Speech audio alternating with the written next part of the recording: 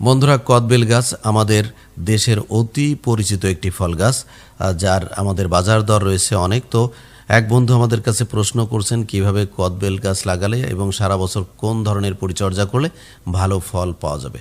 তো এ সকল বিষয় নিয়ে বিস্তারিত আলোচনা থাকছে আজকের ভিডিওতে।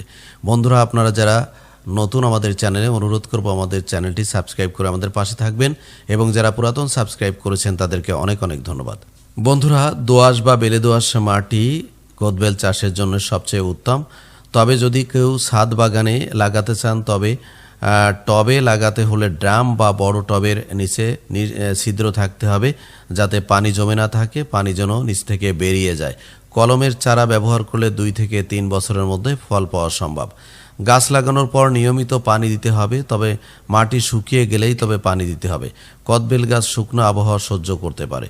নিয়মিত জৈব সার যেমন গোবর সার, বর্ষার শুরুতে প্রয়োজন অনুযায়ী সুষম সার NPK প্রয়োগ করতে হবে, আর বর্ষা শেষ হলেও একবার আপনারা এই সার প্রয়োগ করতে পারেন। কদবেল গাছে ছোট ছোট কাটা থাকে, মরা ও রোগাক্রান্ত ডাল নিয়মিত ছাঁটাই করতে হবে, তাহলে গাছ সুস্থ থাকবে এবং ভালো ফল দেবে। কদবেলের পাতা সুড়ঙ্গকারী পোকা দেখা দিলে কৃষি বিশেষজ্ঞর পরামর্শ নিয়ে আপনারা কীটনাশক প্রয়োগ করতে পারেন, এবং এছাড়া অন্য যে রোগ রয়েছে তার জন্য আপনার ছত্রাকের আক্রমণ হলে ছত্রাকনাশক ব্যবহার করতে পারেন। তবে মনে রাখতে হবে, আগস্ট নভেম্বর মাসে কদবেল পাকে।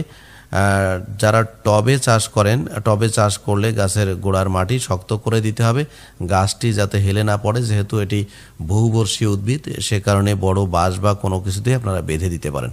আর যারা জমিতে চাষ করেছেন তাদেরকে তেমন কিছু করার প্রয়োজন নেই। গাছের শিকড় অনেক মাটির গভীরে চলে যাবে এবং শক্ত অবস্থায় থাকবে। তবে সারা বছর পরিচর্যা করলে আপনারা অবশ্যই ভালো ফল পাবেন।